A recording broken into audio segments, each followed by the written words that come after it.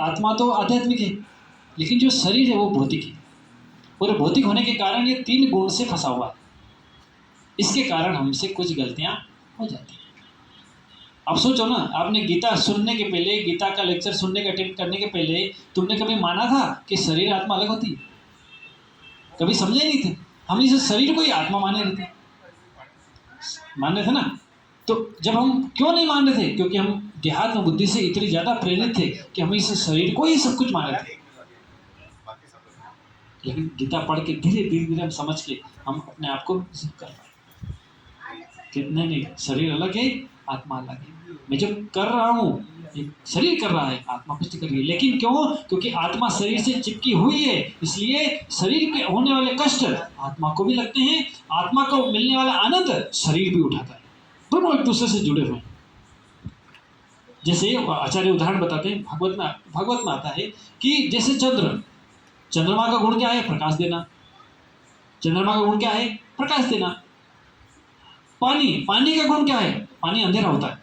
तालाब देखो ना, काला होता है पूरा रात को, लेकिन वही चंद्र जब प्रकाश देता है, वही प्रकाश का रिफ्लेक्शन पानी में दिखता है और पानी प्रकाशित हो जाता है। बता ना? तो चंद्र का गुण है प्रकाश, पानी का नहीं है, लेकिन चंद्र इसमें आया, उसके कारण पानी का भी गुण हो गया। अब किसी ने पत्थर मार दिया तो वो लेयर से ऐसे होने लगी, तो चांद भी हिलने लग गया। तो चांद हिल रहा है क्या? लेकिन वो उससे जुड़ने के कारण हिलता हुआ प्रतीत हो रहा है।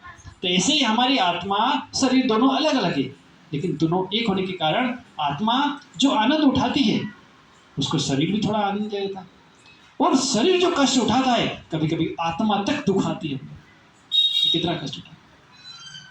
कर्म के लिए भगवान ने हमको थोड़ा स्वतंत्र छोड़ा है, लेकिन कितना स्वतंत्र छोड़ा है? जितना बकरी को रस्सी से बांधते हैं।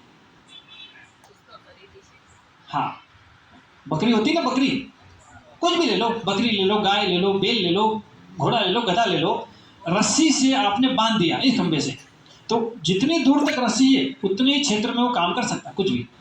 तो ऐसे ही भगवान ने हमको भी कर्म करने के लिए स्वतंत्र किया है, लेकिन 100% कर्म करने के स्वतंत्र नहीं किया है।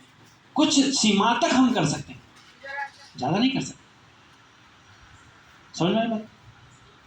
कभी कभी होता है ना, हम बहुत मजबूर हो जाते हैं, क्या करें, कुछ नहीं कर सकते।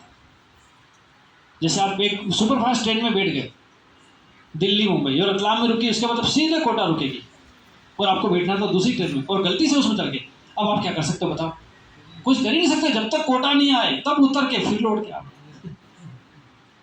बन गए। तो ऐसे कृष्ण ने स्वतंत्रता दी है, लेकिन सारी स्वतंत्रता आपको